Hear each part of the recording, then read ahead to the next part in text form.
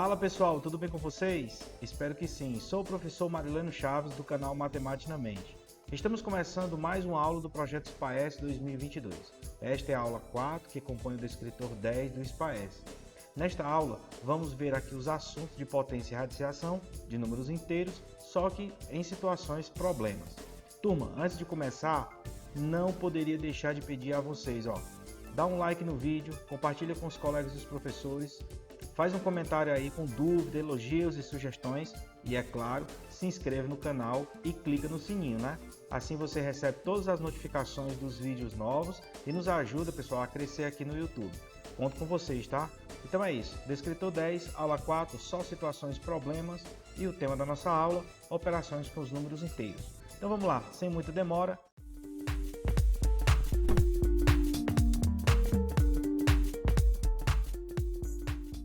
Vamos para a primeira situação problema. Essa primeira situação problema é bem legal, porque ela diz o seguinte, qual é a soma de todos os números inteiros entre menos 70 e mais 70? Bem, aqui para a gente resolver essa questão, a gente vai fazer o seguinte, vamos criar aqui uma reta numérica, bom? E aqui nessa reta numérica, pessoal, a gente vai colocar esses valores extremos. Aqui bem na extremidade o menos 70 e aqui na outra extremidade o mais 70. Aqui no meio a gente vai colocar o zero. Bem, para a gente fazer essa soma de todos os números inteiros entre o menos 70 e o mais 70, você pode estar pensando assim, cara, é muito número para a gente somar. Calma, não é muito número. Pensa comigo. Vamos colocar aqui, bem aqui, nessa posição, o menos 69. E vamos colocar nessa posição aqui, o mais 69. Vamos colocar mais um, aqui, o menos 68. E vamos colocar aqui o mais 68. E aí vamos colocar aqui uma reticência. Por quê? Porque se é do menos 70, ele vai diminuindo, no caso vai aumentando até chegar no zero. E do zero vai continuar aumentando até chegar no mais 68. Então daqui a gente já pode tirar a seguinte ideia. Olha, se eu pegar o primeiro, vou trocar aqui de caneta, se eu pegar o primeiro e somar com o último, eu vou ter menos 70 mais 70, isso aqui vai ficar zero. Se eu pegar o penúltimo, aqui, estou fazendo um triângulo aqui para ficar legal. Se eu pegar o menos 69 e somar com o mais 69, isso aqui também vai ficar zero. Se eu pegar aqui o menos 68 e somar com o mais 68, também vai ficar zero. Observe. Então a gente pode dizer que essa soma vai continuar assim até chegar no centro. O centro também é zero. Então, a nossa resposta, ou seja, a nossa soma, a soma é zero. É isso. Vamos para o próximo problema. Aqui no problema 2, ele diz o seguinte. Em um dado instante, um elevador está parado no andar médio do prédio, de um prédio. Vamos falar aqui, andar médio. O que significa esse andar médio? É o andar do meio, bem no meio do prédio. A partir de então, ele recebe algumas chamadas que o fazem deslocar-se sucessivamente, ou seja, uma vez após a outra. E qual é a primeira chamada? Ele subiu 4 andares, essa é a primeira chamada. Depois, ele desceu 6. Depois, subiu 8. Depois, subiu mais 4 andares. Chegou o último andar do edifício. O total de andares deste prédio era... Bem, vamos fazer o seguinte. Vamos colocar aqui uma marcação aqui em cima, uma marcação aqui embaixo e vamos colocar aqui no meio. Aqui é o nosso andar médio. Então, a gente vai dizer que aqui é o ponto de partida. Então, qual foi a primeira coisa que ele fez? Eu vou marcar aqui. A primeira coisa foi subir 4 andares. Então, vamos montar a continha. Ele estava aqui e subiu 4. Então, foi mais 4. Beleza. Depois, ele desceu 6 andares. Então, se ele desceu, vai mais menos 6 andares. Ou seja, esse menos significa que ele desceu 6. Mais, depois ele subiu 8. Então, aqui a gente vai somar mais 8. Ok? Mais, e a última aqui, quando subiu mais, vou fazer aqui, mais, vou pegar aqui também, subiu mais 4 andares, Então, se ele subiu mais 4 andares, então aqui também seria mais 4, igual. Bem, isso daqui tudo, ele diz que quando ele fez todas essas subidas e descidas, ele chegou no último andar do prédio. Então, esse valor dessa continha aqui vai ser o último andar. Ou seja, aqui, ó, ele vai chegar aqui, último. Beleza. Aí ele pergunta, qual é o total de andares deste prédio? Vamos lá. Primeira coisa que a gente vai fazer, a gente vai tirar esses parênteses. Então, mais 4 continua, mais 4. Aqui fica menos 6. Aqui, ó, mais 8. Aqui, ó, mais 4. Ok? Então, 4 com menos 6, menos 2. Mais 4, mais 8, mais 12. E aqui eu vou ter menos 2, mais 12, mais 10.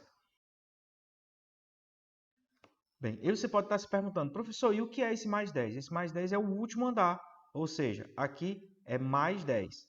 Marilene, mas é o andar mais 10? Não. Observe, daqui até aqui foi mais 10 andares. Como ele estava no meio, então também tem mais 10 andares aqui para baixo. Ó. Mais 10 andares aqui para baixo. Lembrando que ele partiu do centro. Então, a nossa conta final vai ser, tem 10 andares para cima, mais o andar que ele já estava no centro, mais 10 andares para baixo.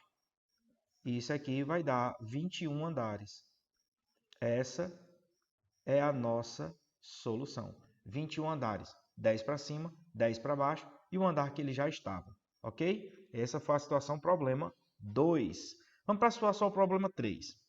Ela também é bem legal, tem a ver com submarino, muito bacana isso. Então ele diz o seguinte, um submarino está navegando a 17 metros abaixo do nível do mar, quando uma ordem para descer a uma profundidade de 5 vezes a que se encontrava foi dada. Qual é a nova profundidade deste submarino? A gente pode fazer até aqui uma continha, né? A gente vai fazer uma continha, mas vamos fazer aqui um desenho rápido.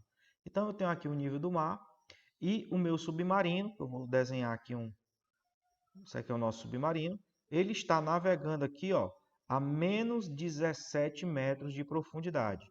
Ele já está nesta posição aqui, ó, ok?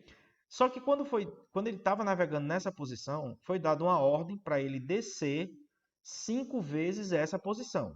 E aí a pergunta é, qual é a nova posição? A primeira conta que vai ser o seguinte, 5 vezes menos 17, que foi a ordem que foi dada, mais os 17 metros de profundidade que ele já estava. Então, observe, aqui não é o zero, ele não começou aqui. Ele já estava a menos 17, quando teve que descer mais 5 vezes esse 17. Então, vai ser 5 vezes menos 17 mais menos 17. Bem, aqui a gente faz a multiplicação, né, de números com parênteses. Então, vai ficar 5 vezes 17. Esse 5 vezes 17 vai dar 85. Como é uma multiplicação de sinal diferente, fica negativo. Menos e mais aqui, ó, fica menos 17. E aí eu vou ter aqui 85, menos 85, menos 17. Isso vai ficar menos 102 metros. Ou seja, se ele estava nessa posição de menos 17 metros, quando ele desceu 5 vezes mais essa posição que ele já estava, ficou 102 metros de profundidade. Por isso, menos 102 metros. Ok? Essa é a resposta. Vamos para o problema 4. Aqui no problema 4, pessoal, a gente tem uma questão muito contextualizada falando sobre quilocalorias, que diz o seguinte. Quando se fala de gastos de calorias em aulas ou em qualquer outro tipo de atividade física, deve-se levar em conta alguns fatores: idade, peso corporal, estrutura e nível de condicionamento, entre outros. E como ocorre o gasto de calorias? De acordo com o especialista em medicina do esporte, Brian J. Sharkey, a pessoa sempre gasta alguma energia, mesmo quando está dormindo. Se ficar na cama por 24 horas sem fazer nada, gasta em média 1.680 quilocalorias. Isso para uma pessoa aí que tem um peso médio de 70 quilos. Aí vocês estão vendo aqui, ó, um site. Esse texto foi retirado deste site, ok? Quem tiver interesse, eu vou deixar o link aqui desse site na descrição. Aí vocês podem estar observando. Diz o seguinte: levando em consideração o que foi dito no texto acima, Qual o gasto calórico por hora? Olha a pergunta aqui, ó. Qual o gasto calórico por hora de uma pessoa que ficar 24 horas na cama sem fazer nada? Olha aí como é que a gente vai fazer essa pergunta. Bem simples. Observe que 1.608 quilocalorias é a perda diária, ou seja, a perda em 24 horas. A gente pode escrever que vai ser 1.608 quilocalorias por dia. Isso deitado. Mas a gente não quer saber por dia, a gente quer saber por hora. Ora, o dia tem 24 horas, ó. O cara já me deu a dica aqui. Então, para a gente responder essa questão, basta que a gente faça menos 1.608 quilocalorias dividido para 24 horas. Quando a gente faz essa divisãozinha aqui vai me dar 67 quilocalorias por hora. Só que é uma divisão de sinal diferente. Então, se é uma divisão de sinal diferente, a resposta é negativa. Então, boto o menos aqui, ó. Então, a nossa resposta vai ser: se uma pessoa de mais ou menos 70 quilos ficar um dia inteiro deitado, ela vai perder aí, em média, menos 67 quilocalorias por hora. Tá, pessoal? Vamos para o problema 5. Bem, pessoal, situação problema 5. Diz o seguinte: quantas maçãs foram empilhadas pelo feirante? Então, você observe que a gente está vendo uma visão lateral da pilha de maçãs, onde essas da frente aqui estão fechando a visão, tampando a visão das que estão lá atrás. Mas o que a gente pode fazer um esboço claro.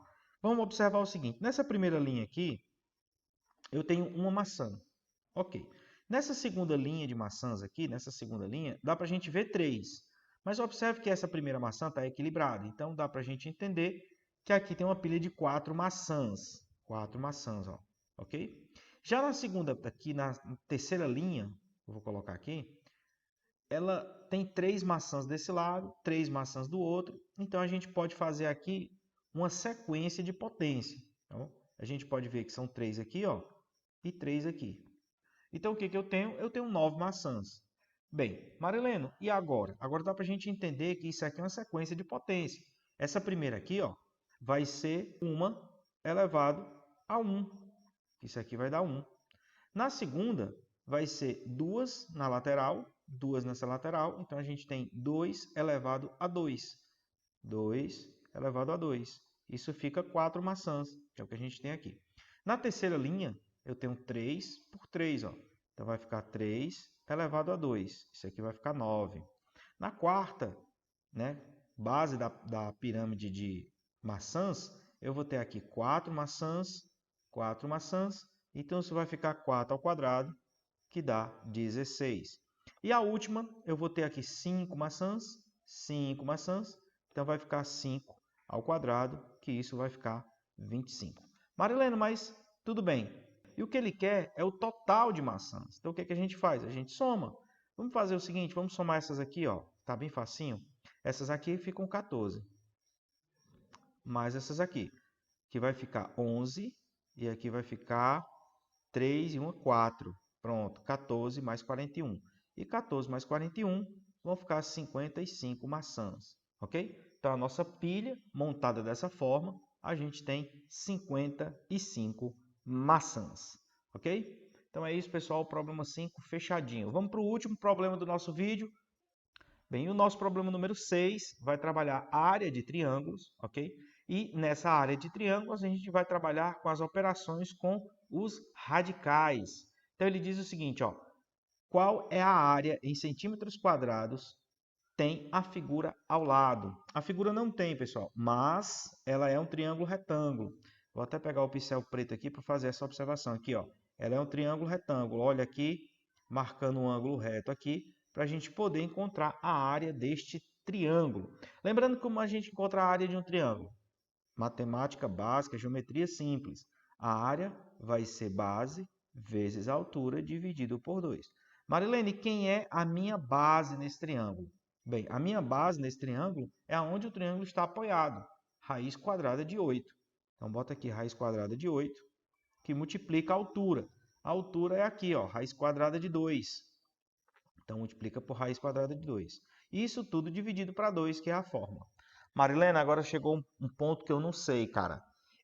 Raiz quadrada de 8 vezes raiz quadrada de 2. Como é que eu faço isso? Bem, nessas condições, você pode escrever uma única raiz. Vou apagar aqui, que está muito feio. Bem, aqui você pode colocar tudo dentro do mesmo radical. Você pode colocar aqui, ó, raiz quadrada de 8 vezes o 2. Tudo isso aqui dividido para 2. Ora, professor, agora eu estou enxergando. Quer dizer que eu posso colocar tudo dentro de um único radical? Pode, desde que o índice seja igual. Observe que o índice aqui é um 2, ó, e o índice aqui também é um 2. Então, se são iguais, eu posso fazer isso, ok? Então, aqui, raiz quadrada de 2 vezes 8, ou 8 vezes 2, vai ser raiz quadrada de 16, ó, dividido para 2. Ora, raiz quadrada de 16, pessoal, é 4, dividido para 2. E aí a gente chega na nossa resposta. Raiz quadrada de 16 é 4, 4 dividido para 2 é 2. E aqui vai ser centímetro, porque as medidas estão em centímetros. Então, a gente tem aqui 2 centímetros quadrados. Ok? Então, observe que é uma questão que aparentemente se tornaria complicado, porque tem raiz quadrada de 2, que é um número irracional, e tem a raiz quadrada de 8, que também é um número irracional. Mas quando você faz o produto entre eles, a gente encontra aí raiz quadrada de 16 e a gente chega no resultado natural 2 centímetros quadrados. Ok? Bem, e o nosso último slide, como sempre, vai falar sobre as matrizes de referência que a gente usou. O SAEB aí, descritor 10. O SPAES, melhor dizendo, descritor 10. O SAEB, descritor 20. O código da BNCC é o 7º ano 03, 04 e 05. E as matrizes dos saberes do cientista-chefe, né? É o saber 2, habilidade 28. Então é isso, pessoal. Um abraço. Até a nossa próxima aula. Lembrando, próxima aula, descritor 11. Tchau, tchau, pessoal.